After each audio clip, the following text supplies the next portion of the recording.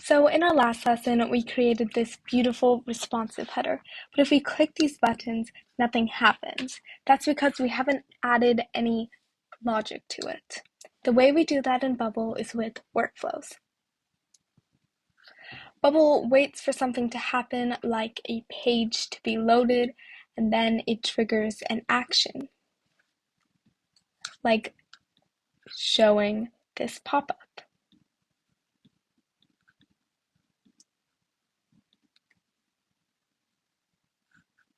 Since the page is loaded, Bubble then knows to show the pop-up, and that's exactly what happens. Let's try another common functionality. Here we'll have a button, we'll call it button show, and when clicked, we want it to just show this group that's got just a light pink background, so we can see when it's shown and when it's not. And we're just going to make it so that it is not visible on page load. So when the page is loaded, we want to show the pop-up, and then we want to be able to click the button to show the group. On the Workflow tab, we want to wait till an element is clicked, and the element is going to be button show. By the way, you can see the importance of proper naming conventions, because with a complicated app, you're going to have so many elements, and it's important you are calling the right things. And let's just show that group. I am just going to rename that.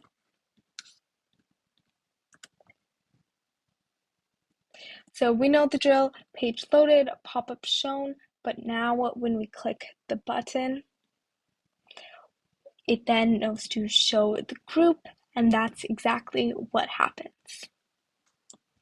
Okay, let's level this up one more. Let's add an input here. Call this input. A is actually fine.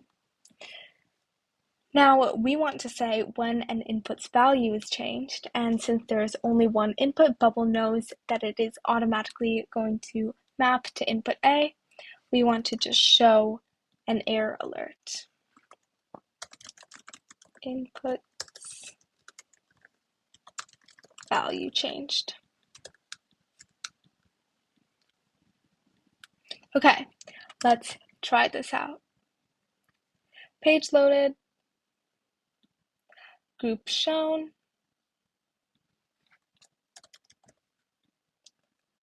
input's value changed. So there is the error alert. Now that we've changed the input's value, I feel like I want to be able to hide this group. Let's try to figure out how to do that.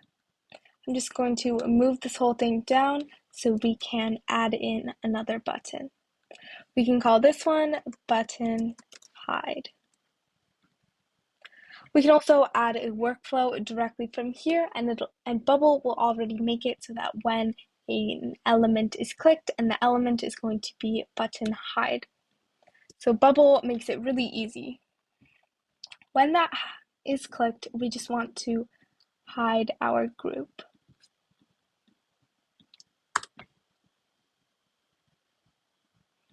Page loaded, pop-up shown.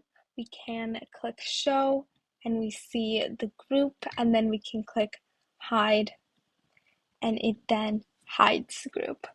But now we don't really want to be able to hide the group when there is no group already shown.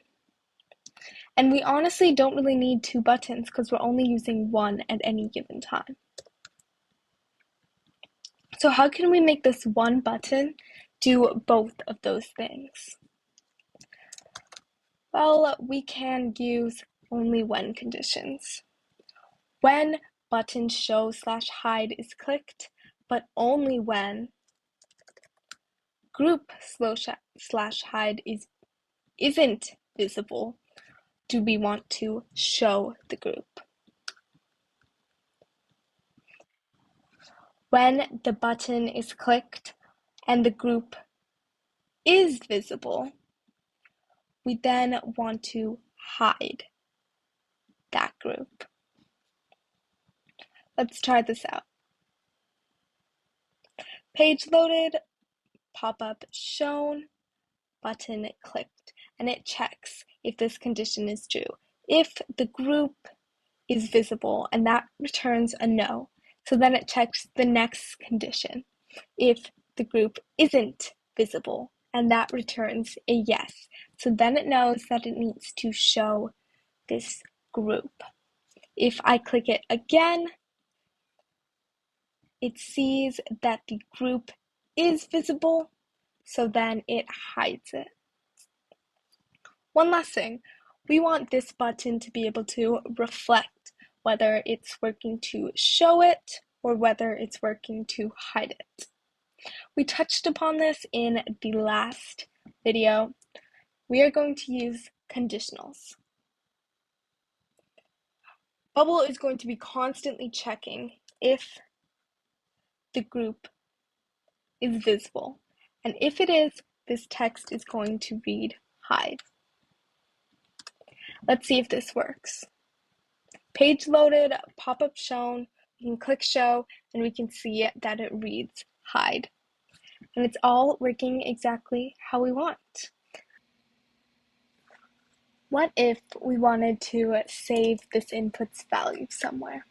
Well, that's what we are going to cover in our next video.